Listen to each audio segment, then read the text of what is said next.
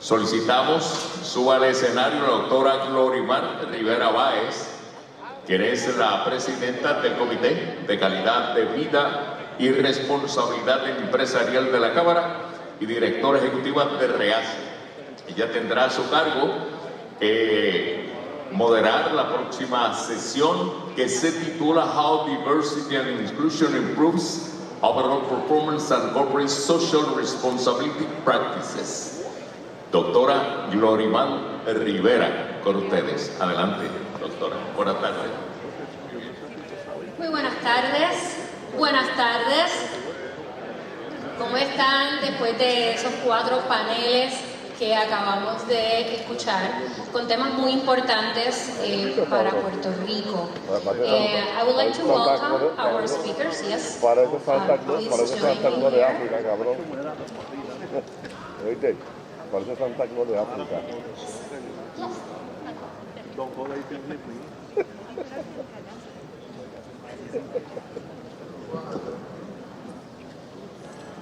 Well, good afternoon. My name is Glorymar Rivera Báez. I am the president of Puerto Rico Chamber of Commerce Committee on Quality of Life and Corporate Social Responsibility and executive director of EaaS, a non-profit. And I will be your moderator during this session. Today, our distinguished panelists will discuss with us the topic, how diversity and inclusion improves overall performance and corporate social responsibility practices. They will be sharing with us their experiences. They will be sharing with us lessons learned. And I'm confident that their experiences and all the information that we will share today is going to be is going to help us to develop our own strategical plan for diversity, equity, and inclusion in our own organizations. So we know that the world is diverse. It is made of people who have different backgrounds, traditions, and beliefs. So we embrace diversity, we celebrate diversity. Diversity, equity, and inclusion creates a culture where every individual is acknowledged and supported, nurturing meaningful connections regardless of their different backgrounds. It helps us to recognize the value in diverse voices, as well as other individual differences such as gender, race, religion, ethnicity, or sexual orientation. Ultimately, a diverse workplace will lead to better innovation and success. Yesterday, we talked a lot about the importance of economic development, but we also talked about the importance of providing quality of life for everyone here in Puerto Rico. Many organizations are working towards fostering a workplace culture that is committed to diversity, equity, and inclusion practices, and ensuring that every voice is heard. However, overall progress on scaling diversity and building inclusive work cultures in most companies has been slow. This is an urgent matter. When we expand the conversation to take into consideration the correlation between diversity, equity, and inclusion initiatives and the role it plays in corporate social responsibility practices. In this panel, key leaders will share with us their experiences and perspectives on diversity, equity, and inclusion, and moreover, its impact on corporate social responsibility practices. I'm very grateful for all of you that you take your time to come to Puerto Rico and share with us your experiences. Without further ado, it is an honor for me to introduce the panelists of this session. Honorable Michael Blake, founder and CEO of Atlas Strategy Group, President Next Level Sports and Entertainment, and former New York Assembly member of DNC Vice Chair. Please, let's welcome Mr. Blake.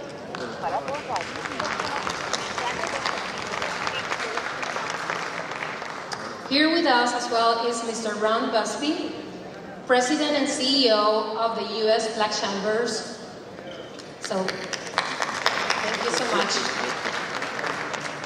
Ms. Millie Silva, Secretary Treasurer of 1199 SEIU. and Ms. Melinda Woods, CEO, founder of EaaS Consulting and Expert Tech Advisor. Welcome, Melinda. We excuse Ms. Lakeisha and Ms. Natalie Madeira. They both had an urgent situations that they need to take care of, so they have been excused of this panel. Before we begin, I would like to inform you that we will have around 40 minutes to discuss this important topic.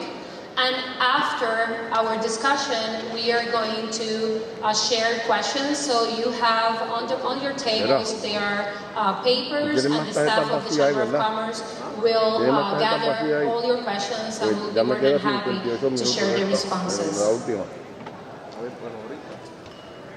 At this moment, I would like to initiate our session with a special video message from Honorable Cory Booker, U.S. Senator for New Jersey, followed by a video from Mr. Jaime Romano, partner responsible for sustainability, plenary member of the Chamber of Commerce and Industries and Services of Madrid.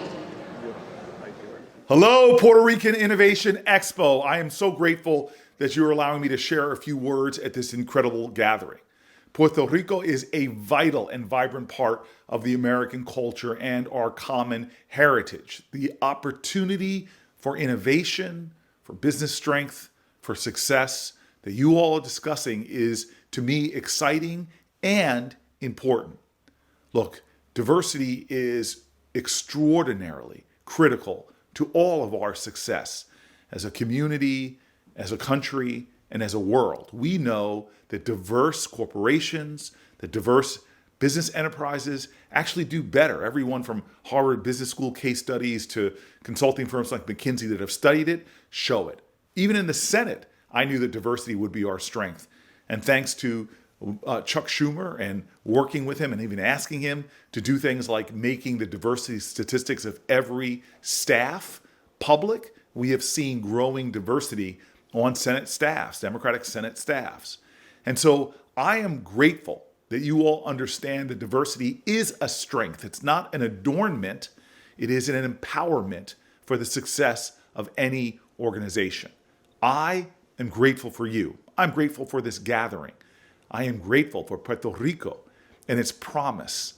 I look forward, as a senator from New Jersey, with a strong Puerto Rican presence and power here, to making sure that we honor Puerto Rico and empower Puerto Rico and give Puerto Rico its just desserts when it comes to its shares of federal resources.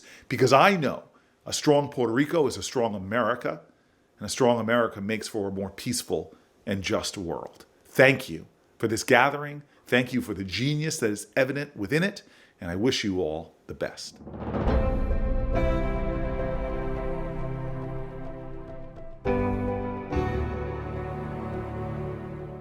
Buenas tardes a todos. Muchas gracias a la Cámara de Comercio de Puerto Rico por invitarnos a esta sesión. Muchas gracias a la Cámara de Comercio, Industria y Servicios de Madrid por acompañarnos en este apasionante viaje que es la sostenibilidad. No vengo a hablar de lo que son conceptualmente las tres siglas que definen la sostenibilidad, que es los aspectos medioambientales, los aspectos sociales o los aspectos de gobierno. Vamos a hablar de los dos elementos, de los dos pilares sobre los que se asienta la sostenibilidad, que son la rentabilidad y la innovación. La rentabilidad tiene que ver con que la sostenibilidad solo se ha entendido hasta el momento como una mejora en la cuenta de resultados en la parte de los gastos. Probablemente dentro de poco veremos que esa sostenibilidad tiene un impacto positivo en la parte de los ingresos. En cuanto a innovación tecnológica, la innovación es fundamental a la hora de impulsar la sostenibilidad. Lo hemos vivido con la pandemia, como todos hemos empezado a utilizar la tecnología de manera distinta. Las empresas no son ajenas a este proceso y, en consecuencia, están utilizando la innovación como palanca de desarrollo de la sostenibilidad. Una empresa sostenible es una empresa que claramente tiene una diferenciación. Estamos viendo ejemplos de compañías, como por ejemplo Ecoalf, que está utilizando los recursos hídricos marinos, residuos, para la industria textil. Estamos viendo compañías que son sostenibles gracias a su eficiencia, a la mejora y la reducción de los costes. Estamos viendo compañías que son sostenibles gracias a que son más competitivas, lo cual hace que de cara a sus proveedores les aporten dentro de su cadena de valor mucho más eficiencia en todos sus procesos. Estamos viendo que las compañías de sostenibilidad son líderes, son compañías que están atrayendo talento, son compañías que tienen una gran reputación. En definitiva, estamos viendo que las compañías que son sostenibles, que inician esa nueva línea de pensamiento en modelos de negocio completamente diferentes, están dando un paso adelante y van a dar un paso adelante. Yo animo a todos los miembros de la Cámara de Comercio de Puerto Rico a que reflexionen en estas jornadas y que decididamente apuesten por la sostenibilidad. Muchas gracias y buenas jornadas.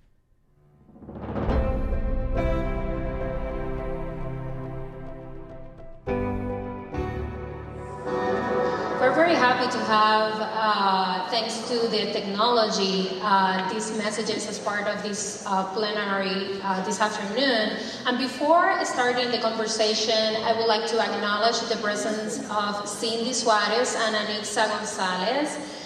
They are both here and they participated in Mujer Emprende Latina and they are entrepreneurs. And we also have the participation of a sign language interpreter. So this is a good resource that we have, and we would like to continue to have this type of access in communication, which is very important.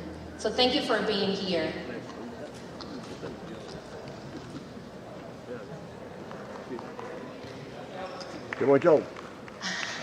All right, we are ready for our conversation this afternoon. And this is a topic that I enjoy very much, first of all, because I think that the center of any conversation in the Chamber of Commerce and with organizations are the people. Okay, so we spend a lot of time at work. So work represents a big component of the society and in general for all of us. So this type of topics is very important. And sometimes we kind of underestimate how important it is to talk about these issues and be intentional about talking and incorporating diversity, equity, and inclusion as one of the top items in our agenda. So I'm so happy that the Chamber of Commerce has decided to include this topic as part of the agenda in this occasion. And we are expanding the conversation to talk more about sustainability and the relationship between diversity, equity, inclusion as part of the corporate social responsibility strategy as a whole. So we just completed at the Chamber of Commerce a study to understand and to learn about the practices of social responsibility in the members of the Chamber of Commerce. And I would like to share briefly two of the results of that study. And the first one is that 60%, almost 60% of the participants, the exact number was 58% of the companies who participated in the study said that they have the diversity, equity, and inclusion as part of their plan. So that's what the leaders said about the practices and incorporating DEI as part of their plan. 84% of the companies said that they have in place policies or processes to guarantee zero discrimination. Once again, that's what the leaders and the people who respond the questionnaires said. Interestingly, several months ago, Harvard Business Review published that when HR chief staff was asked about the practices and how much money companies are investing in DEI initiatives, 84% of the HR senior level staff said that the companies are investing a lot of funding, a lot of resources into DEI. However, 31% of the employees feel that the organization was committed to improving racial justice or equity in their workplace. So I do understand that there might be a gap between what the people at the senior level understand or what they believe because of the efforts or where the money is going or where they are allocating some initiatives, but maybe those initiatives are not, do not have the impact that is supposed to have at the end of the day. So I think that today the questions around this panel, is to better understand those the experiences, but moreover, some of the implicit biases or the things that we are not saying, the things that we are not discussing, that we need to address and incorporate as part of the conversation. So to start with this conversation, I would like to ask all of you, why should organizations care about implementing DEI strategies? Why should we, all the people here, should invest and be more intentional in DEI strategies? So I'm going to start with Mr. Blake, and from there, yes, we are, we were kind of followed. Absolutely. Good afternoon. Good to see everyone, and of course to Cameron. Thank you, Mr. President, for inviting us here and everything that you do, my brother. Obviously, if we're here for any conversation around DEI and Black and Brown in Puerto Rico, let's start first and foremost honoring the legacy of the Taino people before we do anything further from that. Now, to the question, being very practical, you make more money and your employees make more money when you focus on DEI. There is a 2.5% increase in profitability as identified by Forbes than when there are DEI programs implemented within companies. And employees have a 2.7% greater likelihood of staying with a company when there are DEI programs that are there as well. But it has to be tied to compensation and economic goals. It can't just be a feel-good, because at the end of the day, if it's just about a feel-good, it would have been happening already. So we have a very clear focus on what we do at our company. We have equity and justice through conscious capitalism.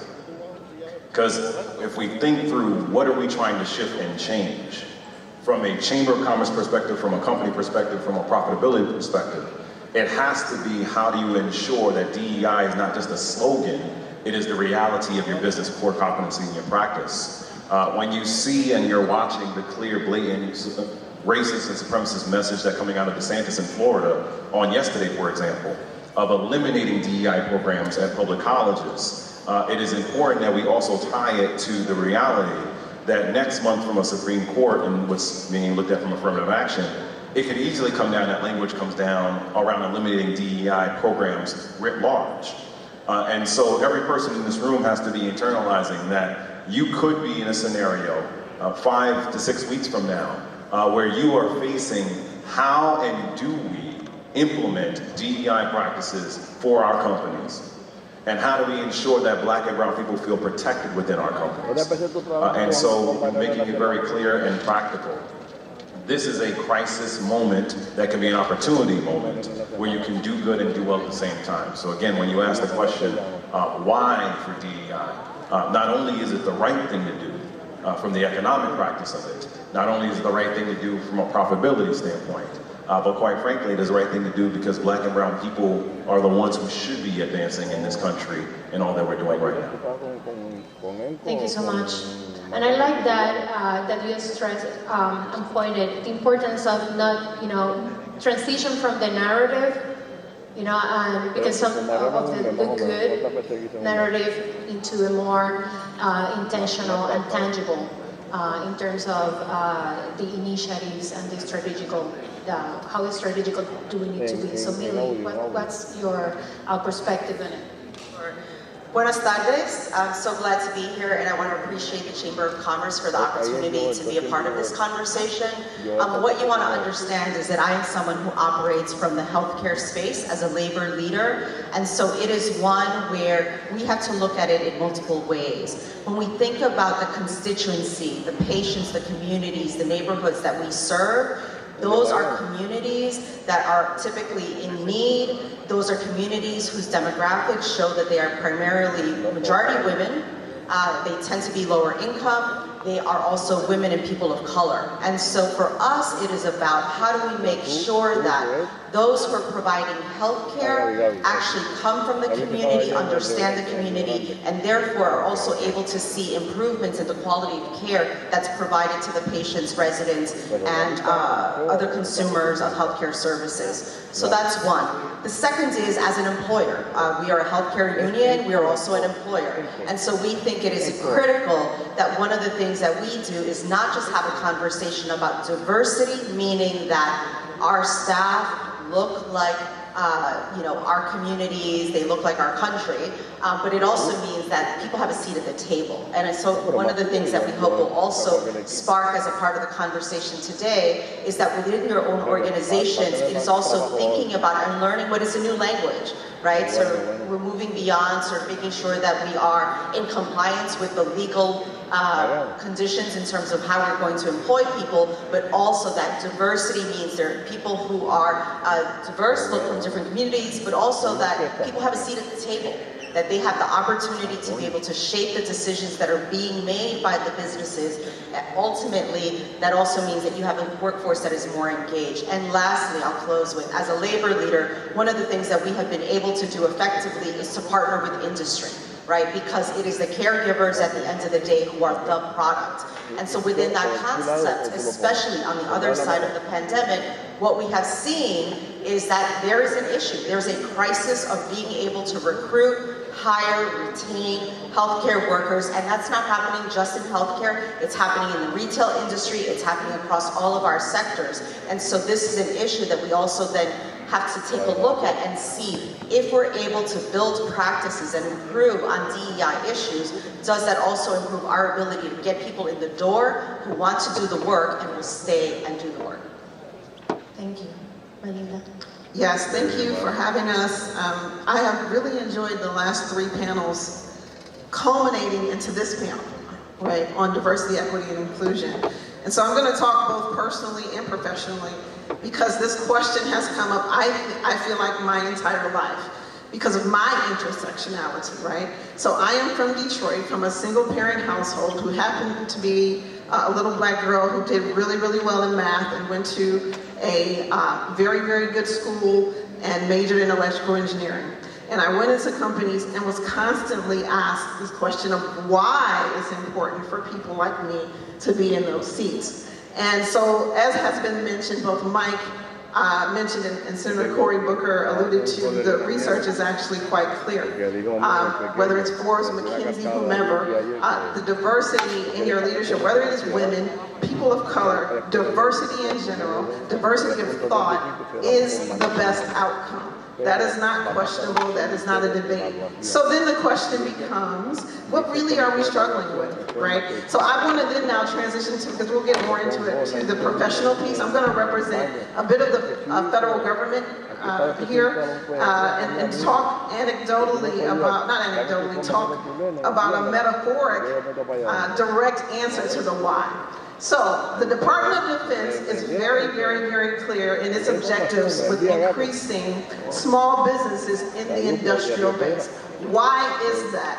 The why is very clear because small businesses, largely representing the diversity, equity, and inclusion of the industrial base, are the innovation of our nation.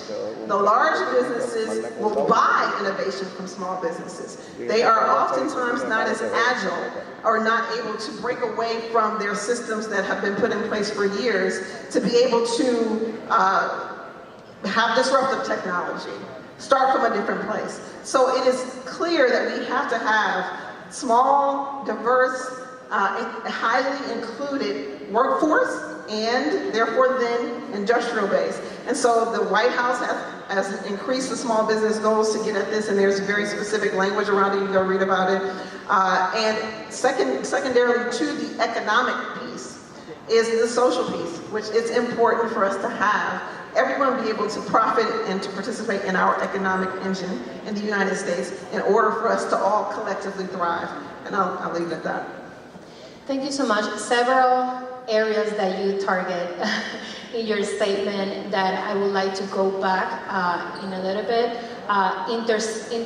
It is difficult for me to pronounce it. Intersectionality That is so important when we talk about diversity, equity, and inclusion. So we need to take into account all the variables, all the background, the context is important. And also the social aspect of doing business. If we don't take into consideration those areas, it's going to be very difficult to talk about how access to services, access to education, to health, etc. So we will go back to those topics in a moment. So Mr. Busby. Well, thank you, Cameron, for inviting us, man. This has been an amazing experience. Most of the people in the audience are business people. Many of us are business owners. At the U.S. Black Chamber, we look at this whole conversation about diversity and inclusion in three different ways. The first one is about intentionality. Because so often we talk about diversity and we're really not talking about black and brown people. The second one is really about transparency, because we really need to pull back the covers to see where the numbers are. And I'm extremely grateful that Melinda talked about the federal government and the spend, because as business owners, that is what's most important to us. Where is the government spending its money? And so we need to make sure that when we're talking about diversity and inclusion, what does it really mean for black and brown business owners? And then the third piece of that is really about accountability.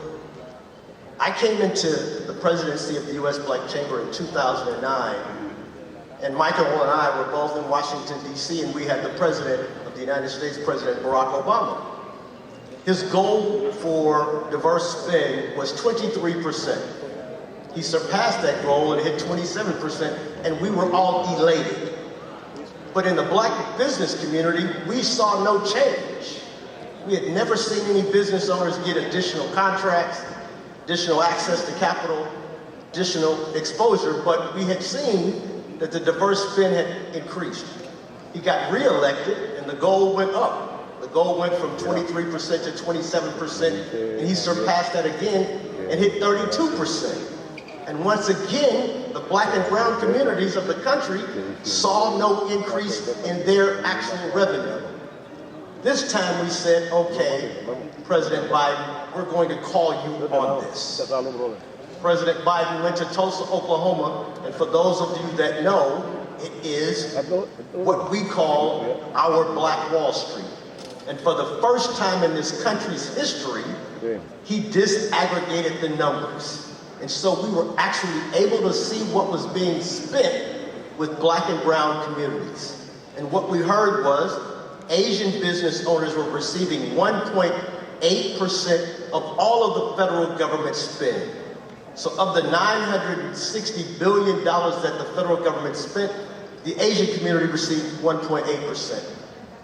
The Hispanic community received 1.71% of the spend, and the black business community received 1.5%. 1.5%. Collectively, all of what we talk about diversity and inclusion, ethnic communities, we receive less than 8% of the federal government spend. 78% went to white women. And so for so often we talk about diversity and inclusion, and it excludes our communities altogether. We've got to be intentional when we talk about diversity and inclusion and wipe away the concept that diversity and inclusion includes us. We've got to say, what are you spending in the Hispanic community? What are you spending in the black community? And that's where we start to make progress, because as long as it's under the umbrella of diversity and inclusion, we will always be left out of the conversation. And so I would ask us going forward that when we take steps of action, that we make sure that we're talking about the communities in which we live, which we work, in which we own our businesses, because until then, we will always be having the same conversation about diversity and inclusion and how can we make it work for us. Yes, I completely agree, and I think that intentionality, being intentional about this topic is so important, because sometimes we caught up with the narrative and we repeat and repeat, the terms all over again, that we think that because we repeat it so many times, it's part of our DNA when we are already putting in place all the initiatives or taking the right decisions. And so we need to add accountability into the process to make sure that we are being held accountable for what we say. We are walking the talk in that sense. So I would like to ask you, what barriers have you seen that undermine the effectiveness of DEI strategies in your work settings, and how have you targeted? So I would like to start with Millie in her experience, and then from there we will continue.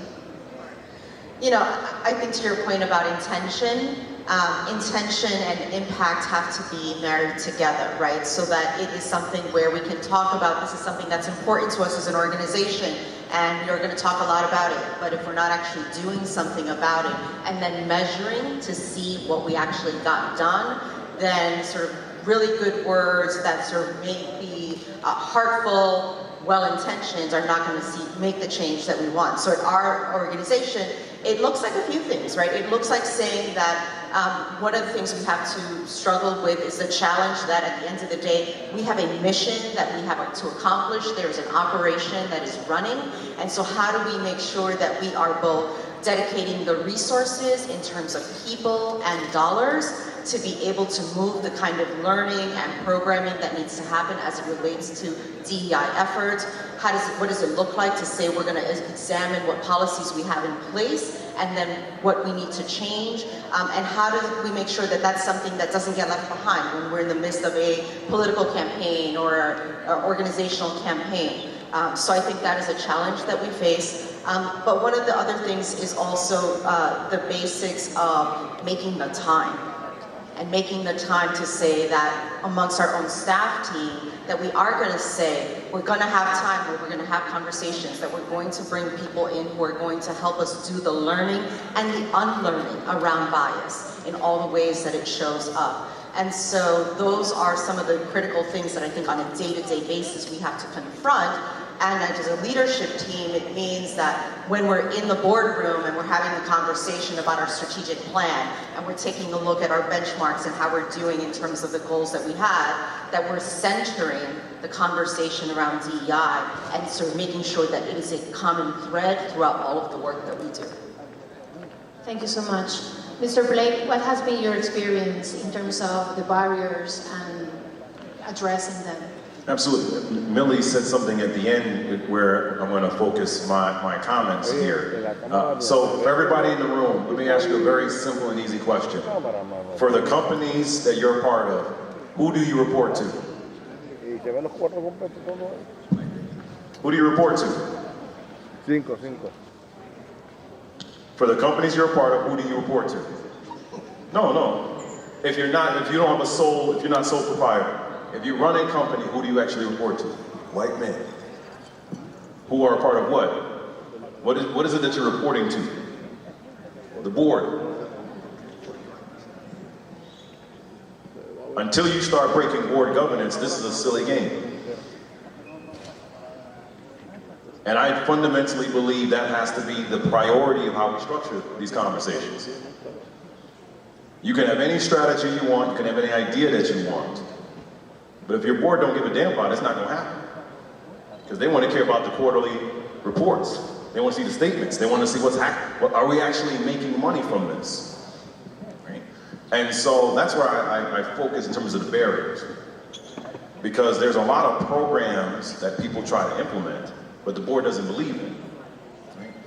When Ron was mentioning, and I always like to give people their title, President of the U.S. Black Chamber, Secretary of Treasury, 1199, let's be intentional about that, right?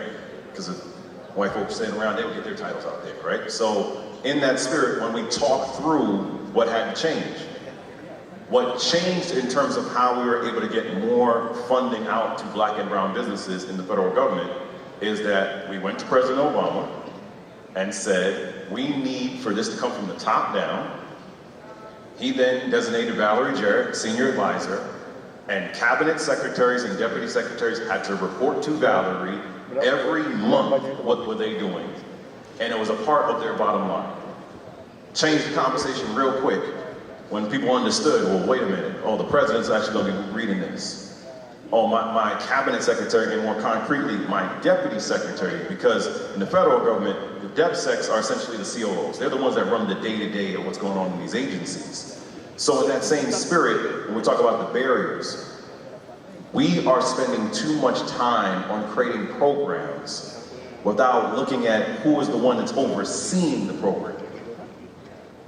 If you have a diversity strategy, but diversity is not reporting up to who runs the procurement, if it's not running up to the chief budget officer, if it's not reporting up to the board team and the governance, and again, not the advisory board, the actual board, to me, that's the fundamental barrier. So when we think about how to change the structures here, again, I'm going to keep making the core point.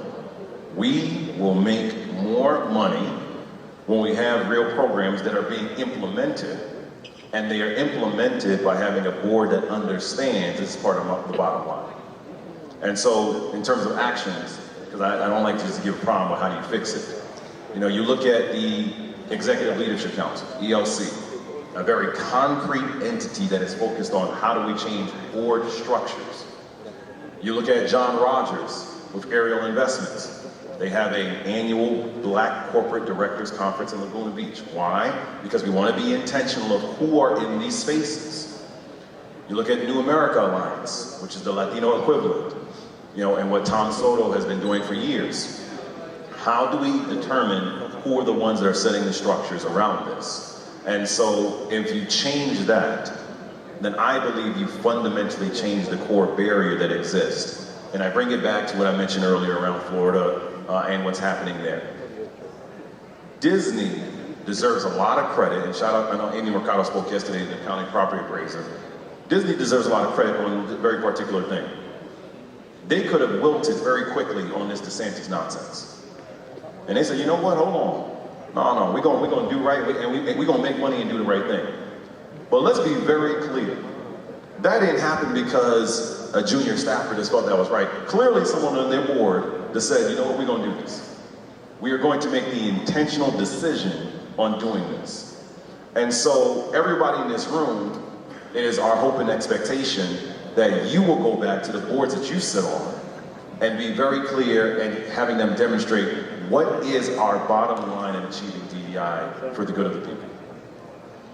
Yeah, so if we want to create that systemic change and to change these structures and the way we have perpetuated, you know, that type of thinking, we need to make sure that the decision makers are part of the conversation and that we talk about this and we create the space, the spaces to talk about this and have these important conversations because of the meaning, what it means to have these conversations, not only relying on HR department or appointing a committee on DEI or like we see sometimes in some organizations that they have kind of the committee of activities. So everyone will have a chihichiha, the chihichiha, those activities, and sing Kumbaya, we were joking about that earlier this morning. So we need to make sure that everyone, from the top, to the bottom, and the decision makers are part of the conversation. So thank you so much for that. Mr. Busby, what's your experience in terms of barriers and how have you targeted the barriers? If you ask any small business owner what his or her number one concern is, they will say access to capital. But when you talk to a black or brown business owner, they will say number one, number two, and number three concern is access to affordable, available, and accessible capital. We just came out of one of the worst pandemics this country has ever faced, COVID-19. Between the months of February 2020 and April of 2020, we lost in the black business community 41% of our businesses. They closed. That number represents roughly 442,000 black businesses were forced to shut their doors because of COVID.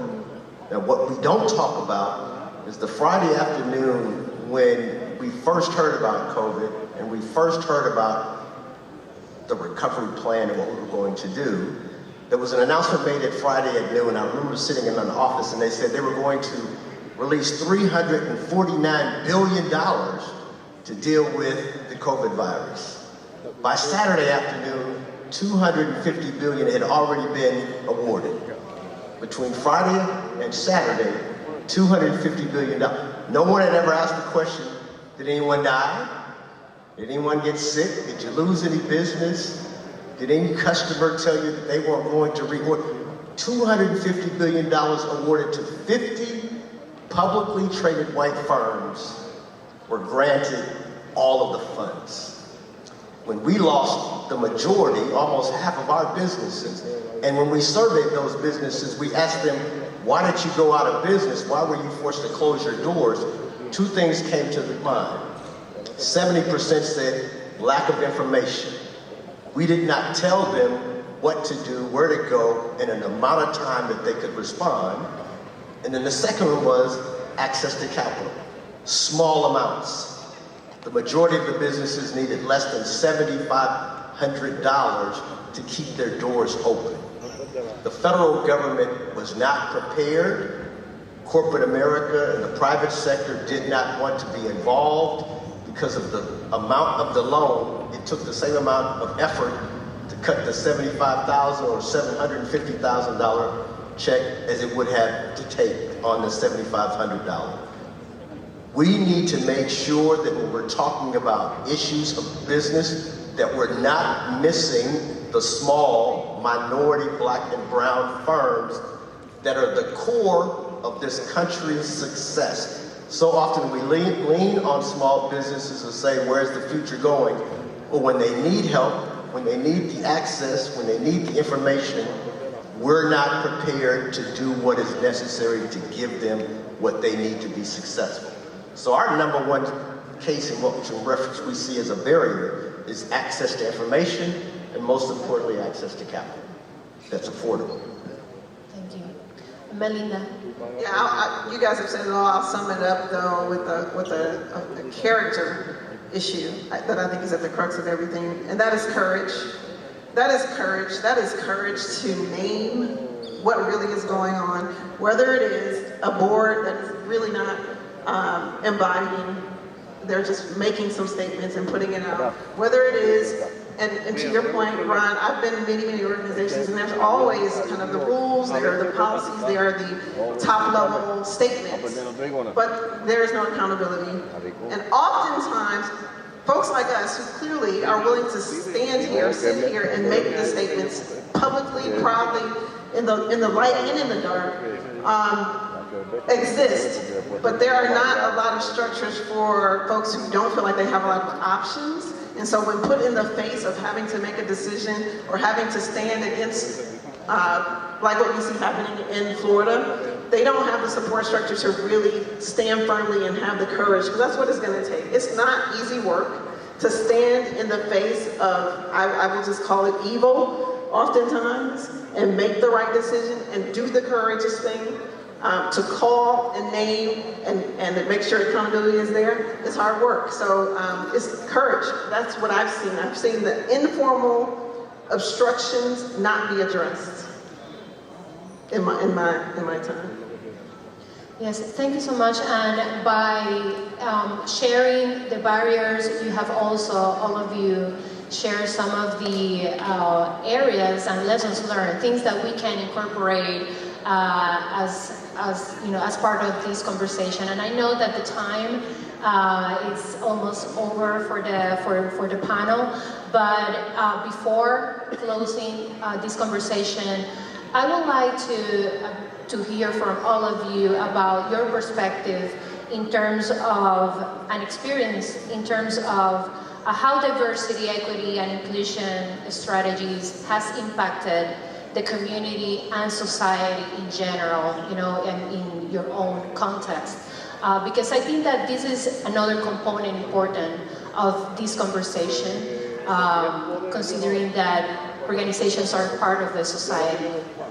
And if we want to provide, promote good environments and a place where everybody is heard and can participate in the conversation. That also means that we will be participating in the community, because we will be teaching, members of the organization, and then those workers are part of a family, they're part of a community, and they will share their experiences as well with their neighbors, etc. So what has been your experience in terms of the work that you have been doing and the impact in the society in your own experiences?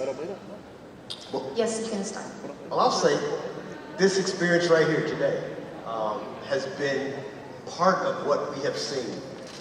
At the U.S. Black Chamber, we always say we're unapologetically black. But for years, we were not that way.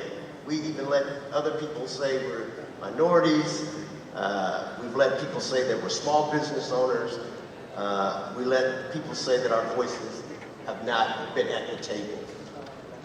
But today gives us the opportunity to talk honestly and openly about issues in our communities, and I think that's where it starts. Next year is going to be an election campaign, and over the last 7-8 years, we've heard a lot about making America great again. And I say, the black and brown community wants America to be great as well, but in order for there to be a great America, there must be a great black America. There must be a great brown America. And in order for there to be a great brown and black America, we need great black businesses. We need great black brown businesses. And in order for there to be great black and brown businesses, we need great chambers of commerce. We need the support of both federal government, the private sector, and the business owners to see and understand not just the challenges, but the solutions. And when we can come together to coordinate, there is no America that will be successful without our communities and our businesses being successful. So this here today, this experience is definitely one of the ones that I am proud to participate in, and I look forward to continuing this relationship in the future. Thank you. Yes, thank you. I wholeheartedly agree, maybe for different reasons though. So I work again with the Office of Small Business Programs in the Department of Defense, and they had just come to Puerto Rico, and they had met with Manuel Sidra, and I now am on a meeting with him on, I think, next Wednesday, after I mentioned this piece.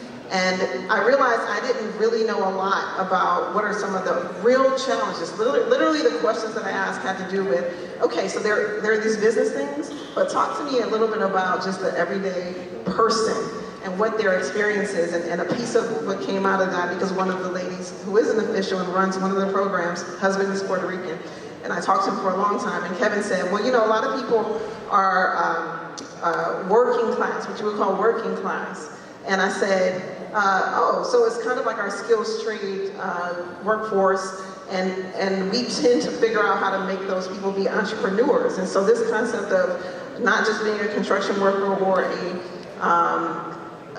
whatever you're doing with your hands, right, cleaning or what have you, but being able to turn that into a business would be applicable here. I didn't know that. So exposure to me is at the root of most ignorance and bias, right? So the way that these things, this conference and the corporate social responsibility and diversity and equity initiatives that I've experienced has affected my community is because exposure to me, exposure to my child, exposure to those around me, to others who may have similar experiences, challenges, or what have you, has made us be able to unite in some of the things we need to get done, like Ron has referenced. And ultimately, oftentimes, broken down barriers in the community level.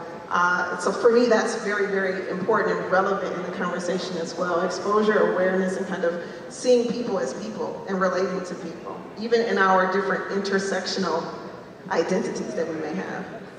Thank you. Meili? So 3 things.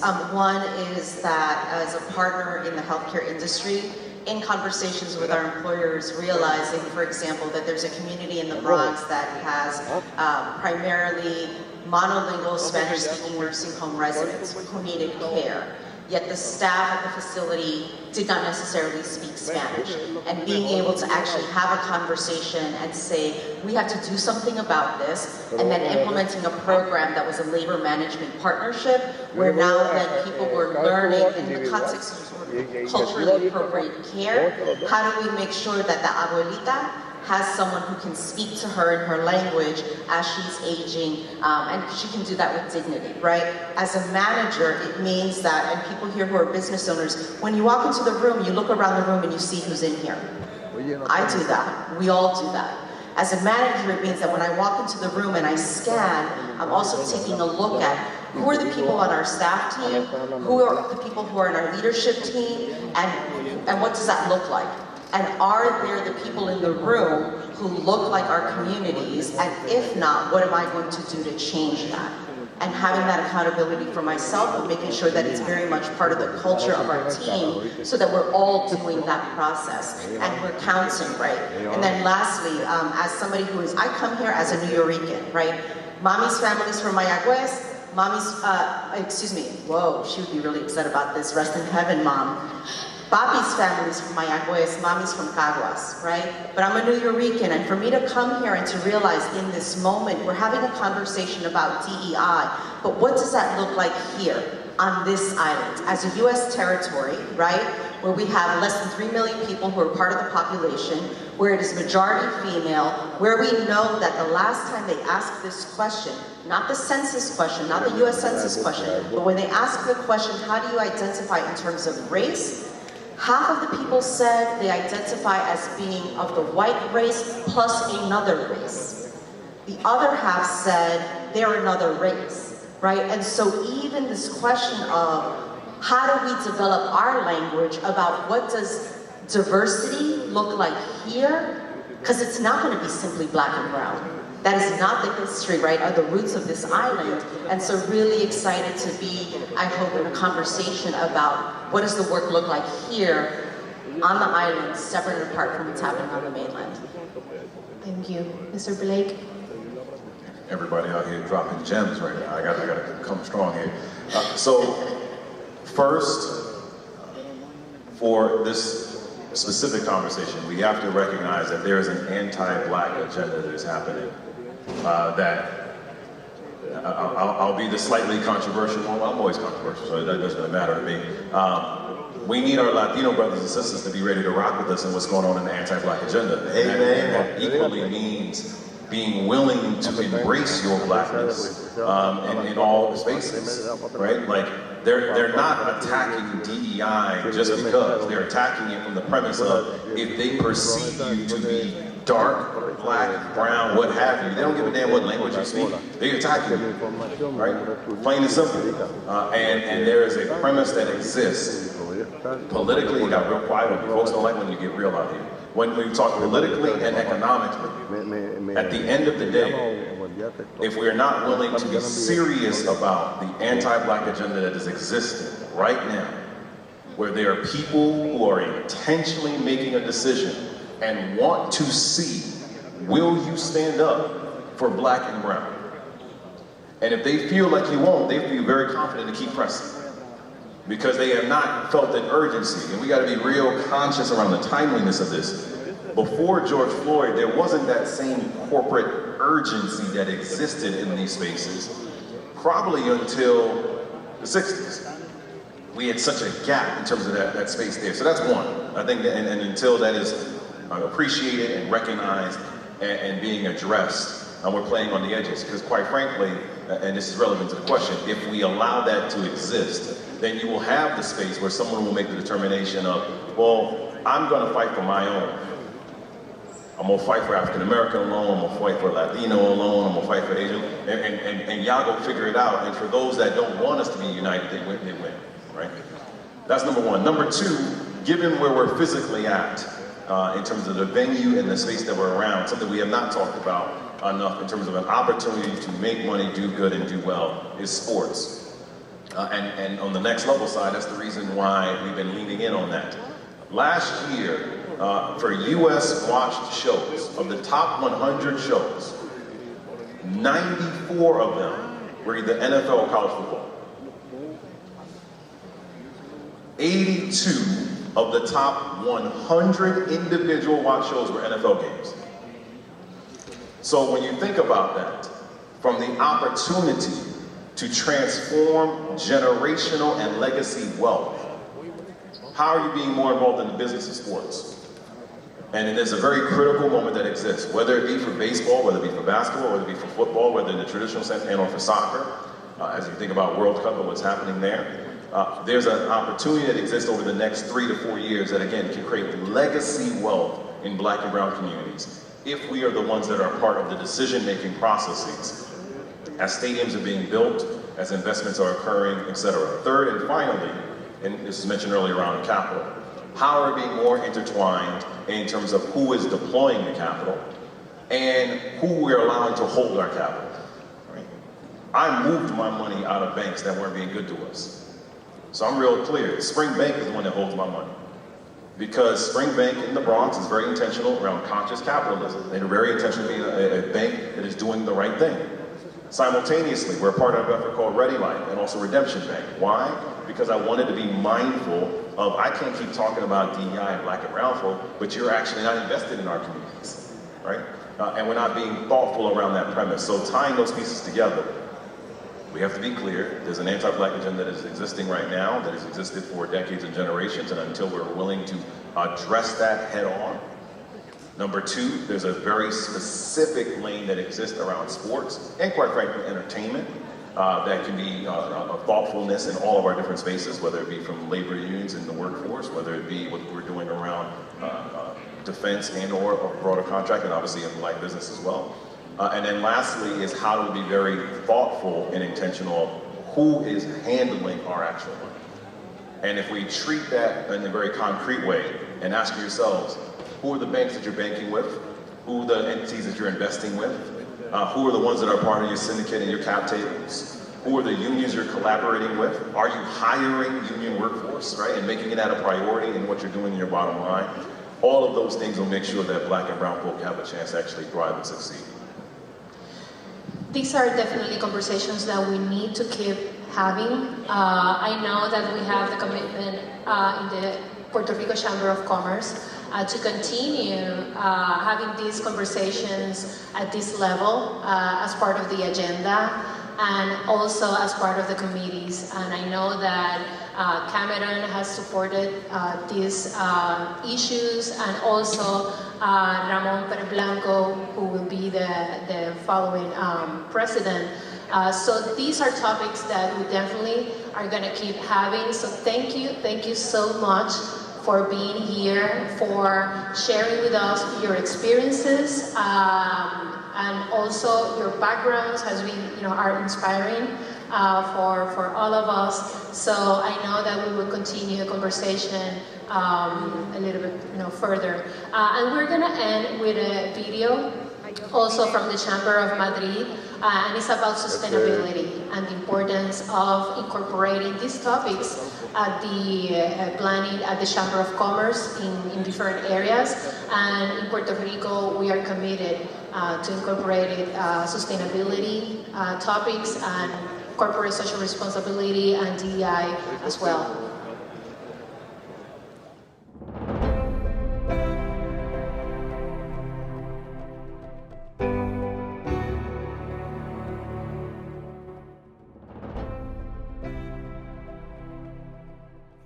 Hola a todos y muchas gracias a la Cámara de Comercio de Puerto Rico y, por supuesto, a nuestros socios protectores Grant Thornton, que nos ha invitado a participar, aunque sea brevemente, en este espacio.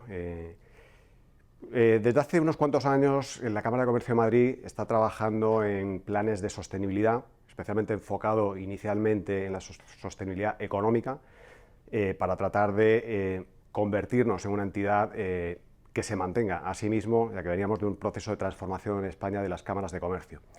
A continuación seguimos con todos los procesos de cambio y de evolución en igualdad, colaborando con entidades como el Ayuntamiento de Madrid, la Comunidad de Madrid, y recientemente empezamos a trabajar en un nuevo plan estratégico, acompañados y asesorados pues, con partners, socios, protectores como Grant Thornton, especialistas en el área de sostenibilidad, para llegar a las empresas de nuestra comunidad y tratar de incentivar digamos, la implantación de nuevos modelos sostenibles.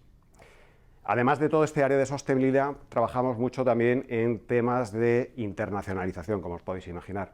La internacionalización para nosotros es un pilar clave dentro de la Cámara de Comercio y por eso tenemos alianzas en AICO, participamos en AICO con el desarrollo de la actividad en Latinoamérica, que es uno de los ejes fundamentales, Latinoamérica, Madrid y Europa.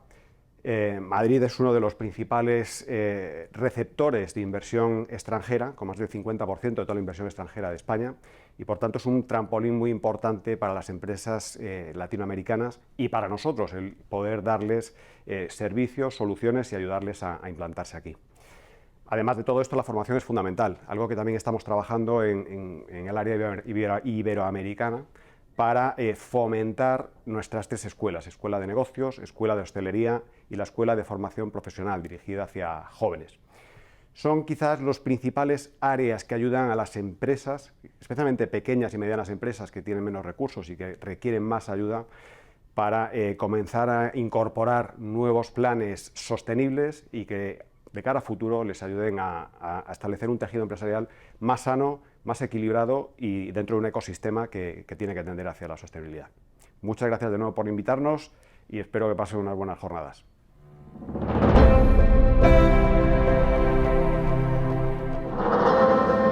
vez más, gracias, thank you, y vamos a darle un aplauso a este maravilloso panel.